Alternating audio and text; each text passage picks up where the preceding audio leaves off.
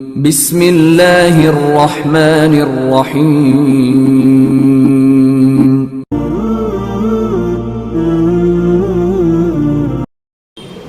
23 اور 12 اس میں سورہ یاسین ہے۔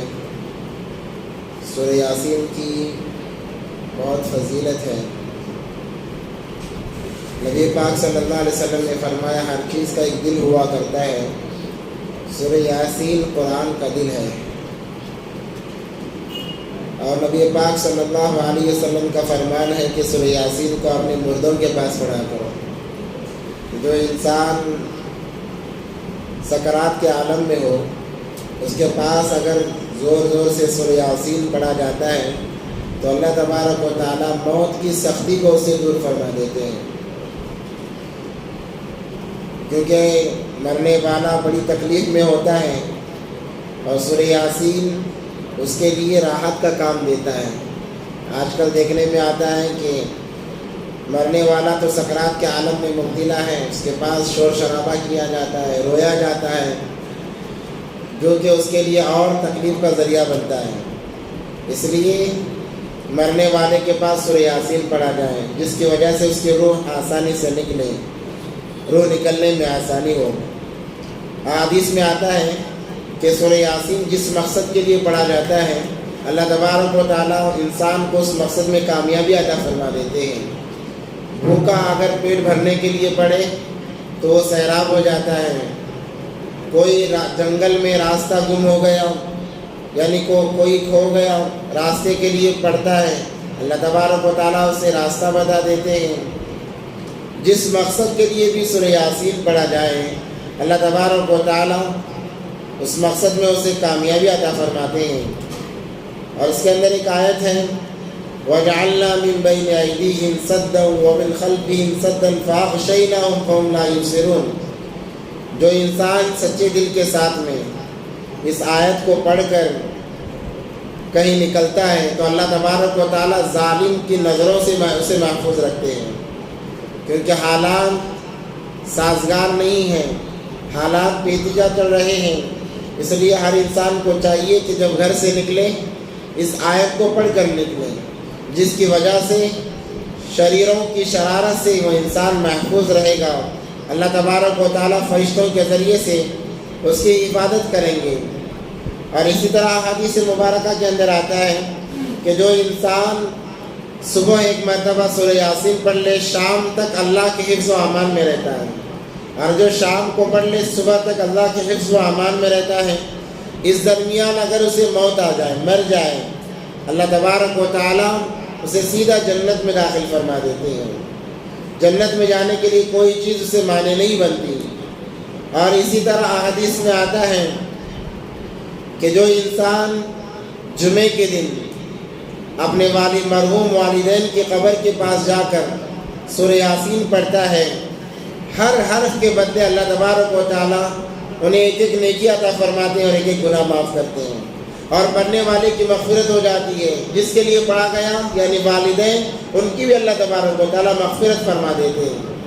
اس لیے بڑی خصوصیت ہے نبی پاک صلی اللہ علیہ وسلم کا فرمان، میرا دل چاہتا ہے کہ میرے ہر امتی کے دل میں یہ صورت ہو۔ اسی لیے اس کو یاد کرنا چاہیے، تھوڑا تھوڑا یہ صحیح، بہت زیادہ نفع والی یہ صورت ہے۔ اور جو انسان اس کو ایک مرتبہ پڑھ لیتا ہے، 1000 دینار اللہ کے راستے میں صدقہ دینے کا اسے ثواب ملتا ہے۔ 1000 دینار آج کے حساب سے کروڑوں روپے بن جاتے ہیں۔ اللہ کے لیے پڑھ لے تو 1000 دینار صدقہ کرنے کا ثواب ملتا ہے۔ جو اسے زعفران کے پانی سے لکھ کر اسے دھو کر پی لے، اللہ تبارک و تعالیٰ 1000 بیماریاں دور کر دیتے ہیں، یعنی یہ 1000 دوائیوں کے مانند کام کرتا ہے۔ اس لیے چاہیے کہ سورہ یاسین کی تلاوت کریں۔ اسی پارے کے اندر اللہ تبارک و تعالیٰ نے ایک قوم کا تذکرہ فرمایا کہ ایک قوم کے پاس اللہ تبارک و تعالیٰ نے ایک کے بعد دیگر انبیاء بھیجے۔ وَاضْرِبْ لَهُمْ مَثَلًا أَصْحَابَ الْقَرْيَةِ إِذْ جَاءَهَا الْمُرْسَلُونَ۔ نبی آئے اور آ کر لوگوں کو دعوت دینے لگے، ایک اللہ کی طرف آ جاؤ، اللہ کا کہا مان لو۔ لوگوں نے اس نبی کو شہید کر دیا۔ اللہ نے دوسرا نبی بھیجا، دوسرے نبی کو بھی شہید کر دیا۔ تیسرا نبی بھیجا. تو پھر جب تیسرا نبی آیا تو ایک آدمی اس بستی کے کنارے سے دوڑتا ہوا آیا. وجاء من اقصى المدینة رجل یسعى, دوڑتا ہوا آیا. قال, اور کہا, یا قومی, اے میری قوم, اتبعوا المرسلین, ان کہنے والوں کی بات مان لو, کامیاب ہو جاؤ گے. قتل نہ کرو, اللہ کا عذاب آئے گا. جو یہ بات بتا رہے ہیں اس بات کو مان لو, یہ حق بات بتا رہے ہیں. چونکہ آج کے دور کی طرح اس زمانے بھی لوگ تھے, حق بات ہمیشہ کڑوی لگا کرتی ہے, تو انہیں وہ بات پسند نہیں آتی تھی. جیسے ہی آج بھی جب بھی کوئی حق بات کہے فوراً لوگوں کو کڑوی لگ جاتی ہے, ایران دوران کی باتیں بنانے لگ جاتے ہیں. یہ روز اول سے چلا آ رہا ہے, مگر ہر بار میں, ہر وقت میں جب حق بات کو ٹھکرانے کی لوگوں نے کوشش کی ہے, اللہ کا عذاب طریقے بدل بدل کر آیا ہے, راستے بدل بدل کر آیا ہے.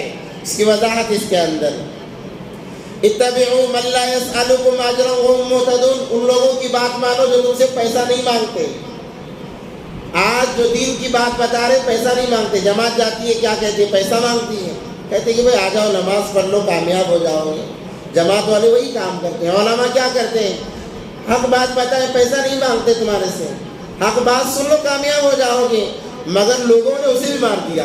جو آ کر دعوت بول رہا تھا, لوگوں نے اسے مار دیا.